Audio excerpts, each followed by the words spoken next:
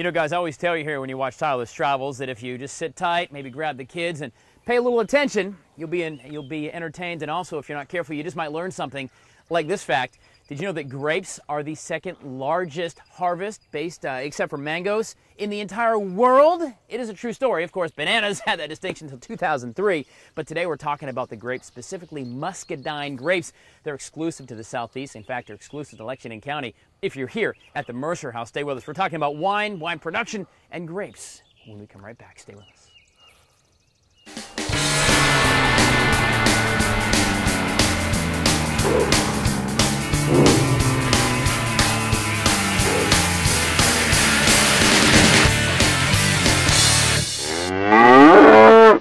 Guys, agriculture here in South Carolina is an incredibly large business, all the way from bovine and horses and working the field to things like production of wine. It's true, of course, wine been around for say generations, but eons, forever probably. Shannon Mercer from the Mercer House Estate. Did I say that right? That's right. Mercer House Estate? That's right. Is that right? There you go. Winery here in Lexington. I always get that all confused anyway.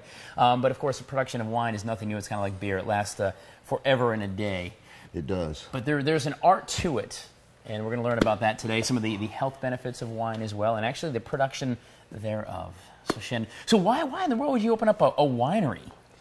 Well, you know, there's been a huge surge in the brewing industry, right? And we've even have a few distilleries that have opened up. But sure. Wineries, not as much. There was a big hole for wineries in South Carolina. In fact, there's only 14 wineries operational in South Carolina. Really? Now, is this one of the only ones in Lexington County, right? Oh, this is the only one in Lexington County. This is the only one in Lexington County. That's it. And it's believed to be the first one and first legal one. First legal one. You're not running cars out the back or anything like that in stills in the woods or anything. So in 2007, you and your wife Kim decided, hey, we're going to buy this property. We're going to go ahead and just convert our house into a shop, and we're going to go out and plant some grapes and go. Well, that's pretty accurate. Actually, I've lived on this property for 23 years. Okay. But across the street, an opportunity came up that allowed us to buy some property.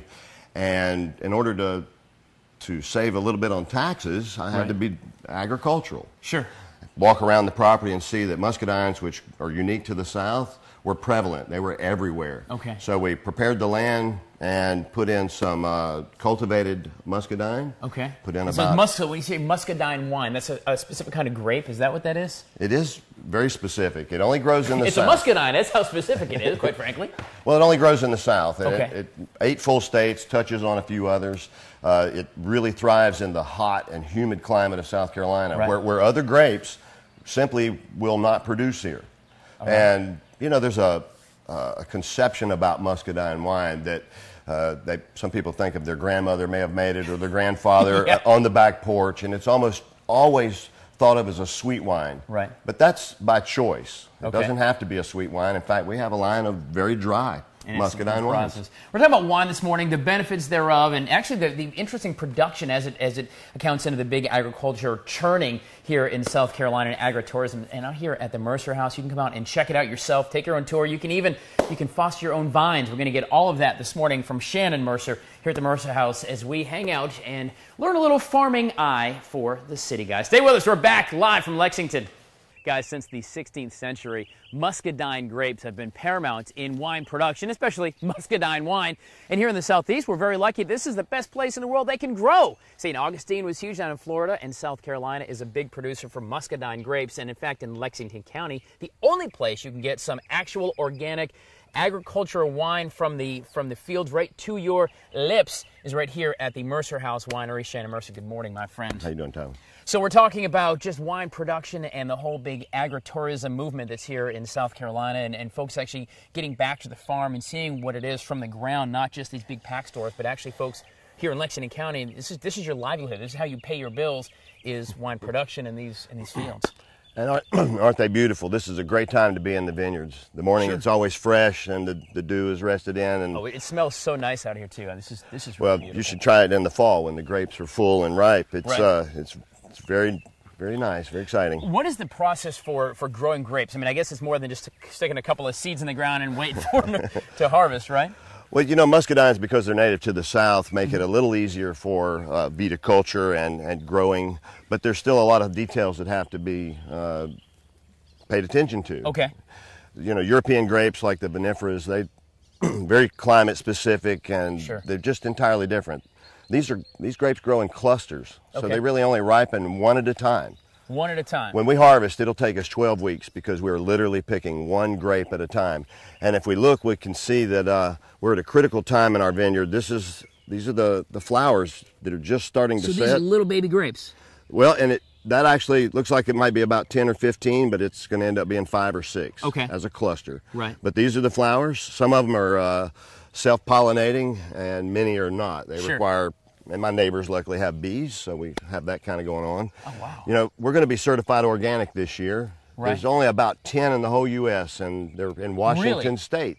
10 in Washington State, and then be 1 here in South Carolina. That's it. And that's here at the Mercer House. They're right here. This is kind of cool. Agritourism, of course, you guys can come out and see this firsthand, not just go to the store or go to the island and pick out a bottle you want or whatever it's going to be, and come out here and see it. And I understand that instead of going and getting myself a wine-making kit, if that's what I choose to do, I can actually maybe foster.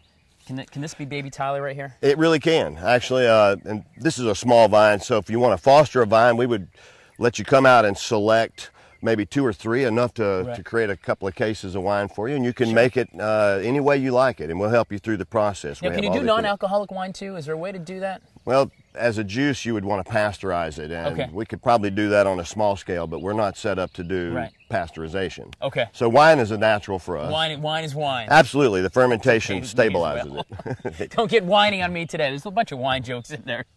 Yes. So here these guys produce their own wine and of course market it out to the folks, to you, to me. This is such a cool process. In a few minutes we're going to understand, take the wine, show how you press it, and actually the next step in the process and how you create a fine wine. And there's other things besides wine you guys are working at. Oh yes, we have some added value products. Muscadines offer so many health benefits that we don't want to just let that go. Sure. We want to bring everything to fruition and show how the muscadines can really improve our quality of life. Sure. So it's great stuff, guys. Agritourism here in South Carolina. There are farms, and there are farmers like Shannon and his wife Kim that open up their doors so you can learn a little bit of what they do and get involved in the natural movement of things that are, aren't covered full of nasty stuff, that aren't pre-produced and mass-produced. They're just natural. They're right here. And the biggest thing is they're local. And I love that as well. We like local, absolutely. Guys, stay with us. It's Farming Eye for the City Guy. We're here at the Mercer House Winery in Lexington. Stay with us. We're coming back from down on the farm. Guys, agriculture in the state of South Carolina is humongous. A lot of big farms. A lot of folks are getting the agriculture, getting natural products out to you and I, the consumers. But a fun fact for you, only about 6% of farms actually generate more than $100,000 in revenue. It's kind of hard to feed your family when you're trying to operate a farm, which means that smaller farms turn to agritourism here in the state as well as a way to actually introduce what they do for a living to folks like you and I, who normally just go to the grocery store and get it out of the cooler or off the shelf. Shannon Mercer, the Mercer House Winery here in Lexington, is where we are this morning, talking about his wine production house, your winery. Right? Did I say that right? You got it right. Technical terms. Talking about muscadine wine. So I want to stomp some of these grapes. You told me to put my shoes back on. Sorry about that. And thank you for that, actually. What we're doing today is we're actually punching the cap. Oh, we're punching. We're not pressing. We're punching. That's right. It's too early to press, and it's unusual for a winery to be at this stage, but because we're a small operation, we deep freeze our grapes so that we can pull out what we need as we can get to it. Right, so you can produce all year long. That's right. Okay, and so this is a tub of grapes. It is, and we're making one of our great wines here, and so what we're doing is punching the cap down to circulate and get access of all the skins and the great healthy benefits that it has, as well as the sugars. So is that technically wine? Can I try that? It is wine, but please punch away. We're going to get all the. Can I dive in? I guess the dry stuff needs to go to the bottom. So right, grab you some new dry. That's it. Exactly. And so this is what the process is. And you don't have one of those big fancy machines, Shannon. You actually sit out here like an old cauldron, like an old witch, right? Okay, like an old witch. Is that right? Or my ex-mother-in-law. I mean, whichever. I mean, it's really synonymous. That's a true story. So, right. How long does it take you to take this vat and actually punch down all this wine? You sit up for hours ensuring this? No. I mean, you can see this only takes a few minutes, but we'll do this 2 to 3 times a day. And it lasts from the time we start until it's converted all of the sugars to alcohol is about 10 days. Okay. And then from here, we'll transfer the liquid out, put it in another tank, and press these skins and get more grape So juice out technically of it. this is wine, but these have been sitting here and fermenting for a little bit of time. It's been about a week and a half now. So I can take a big old straw? You really could. It's ready to go. Just kidding, guys. It's called Young Wine. What is your website? MercerHouseEstateWinery.com. MercerHouseEstateWinery.com, guys. Part of the agriculture and agri-tour business here in South Carolina. I mean, you can actually come on site. You can come see this. They'll take you out to the fields, and you can really kind of see the process of the wine you're going to try and other products you guys are getting into. We're going to talk about that as well. Non-wine products, because you really want to make sure you get everything out of each grape. Absolutely. We get a lot out of these powerful and wonderful grapes. More than you'd think here, guys. Muscadine wines. We're making Muscadine grapes here. And, in fact, the only winery in Lexington County. Stay with us. We are live and local. It is a Farming Eye for the City Guy on Good Day Columbia. So, guys, all morning long, we've been live and local in Lexington County, the Mercer House Estate Winery. In fact, the only place in Lexington County you can actually get SC, or not quite organic, but it's going to be soon, wine that's produced right here from the fields across the street. Mr. Shannon Mercer and his wife Kim, you guys actually work this farm yourselves. You don't have 10,000 hands. I mean, you guys, it's a truly family operation. We really are. There's just 3 of us, my wife, and then I have a field manager that is an integral part of the operation. So with Muscadine wine, learning kind of the process, very interesting facts about Muscadine wine that, it can only be here in the Southeast, or grows best here in the Southeast. It only grows in the Southeast. But that's it, just the Southeast. That's it. It's the original American wine. The Native Americans would have been making wine 10,000, 20,000 years ago. Sure, and you do it the same way. Pretty much the same way. I love it. Absolutely. By the way, guys, we're talking about agritourism today. If you go to scfarmfund.org, you can check out all the different farms around the entire state. You can come in, and this is one of them here at the Mercer House. You can actually come in and see the process, and Shannon and Kim will kind of show you the process. You don't need to go to a store and get one of those kits. You can come out and actually do it with a fostered vine program. But you guys are actually doing more with the Muscadine grape than just producing the wine. There's other great things you can do with this, right? Absolutely. In fact, because the Muscadines are extremely healthy, a lot of that comes in the skin.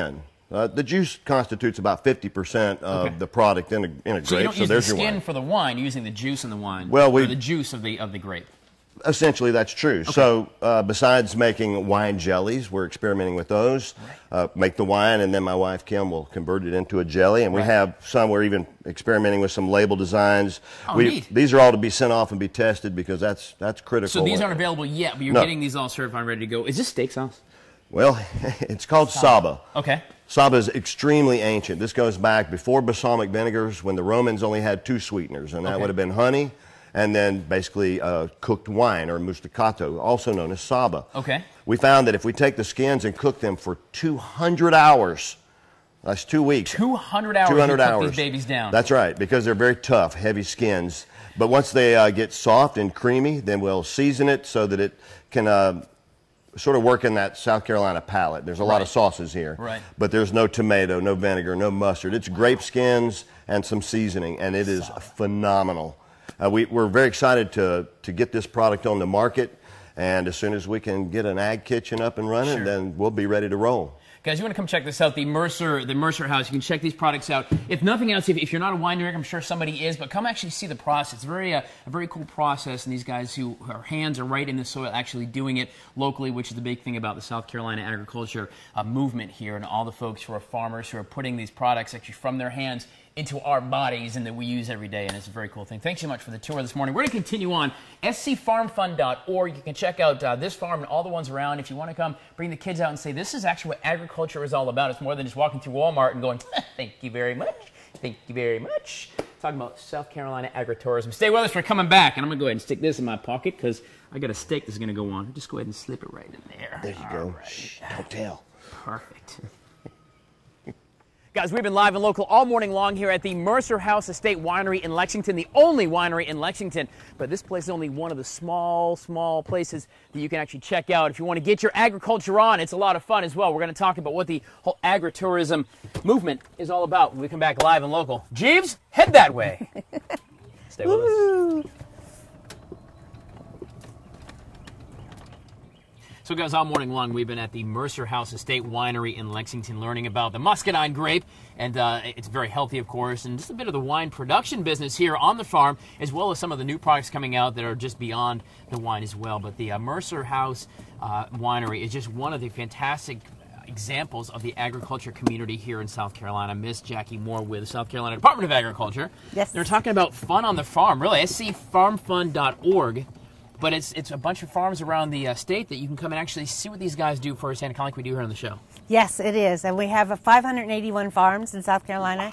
They came out on the census that do agritourism, which is a combination of what South Carolina does best. Right. Number one commodity is agriculture. I love it. Number $7 two, billion. It's a ridiculous. It's $42 billion. I'm sorry, I said $7 billion. $42 billion in the state of South Carolina. And the second, what's our second biggest thing? Tourism. Put them together, and you get agritourism. You know, and that's good. bringing people onto the farm to see what's going on with our farms, how we get our food. Right.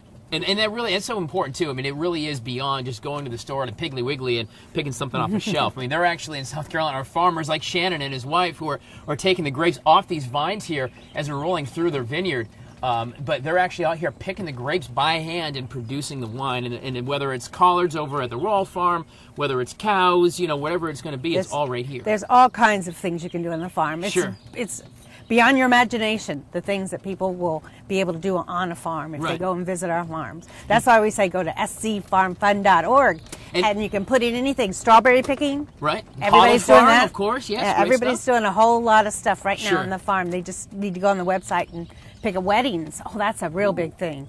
Birthday parties. And guys, don't forget, of course, it's better and always is better to support local and actually come here and see what these guys do. And as we learned a little while ago, was it 7% of farms, as much money as there is, only 7% of them actually make over $100,000 in revenue, which means that the smaller farmers like Shannon and his wife rely on the tourism side of folks who are going to come out here and see what they do, not just go to the store and pick it off the shelf, although I'm sure they'd appreciate you picking up some Mercer House wine. And another neat thing about agritourism is getting the younger people back on the farm, because the median age of a farmer now is like 59, 61, somewhere around there. We're trying to get people, younger people, back on the farm, the next generation, and they love the agritourism aspects. I mean, they can use Facebook. How could they not like it? That's right, guys. All right, you can check out scfarmfund.org. Certainly check out the Mercer House as well. We'll put links for you at WACH.com, and also Lexington Farm City. A lot of agriculture ties here to the state. But get out. Come on back to the farm, y'all. Get yourself some Mercer wine. Grab a bovine, whatever you'd like to do. Stay with us. Good Day Columbia is going to stay live and local till 9. I'm just going to continue the tour around the Mercer Vineyards. James, continue on.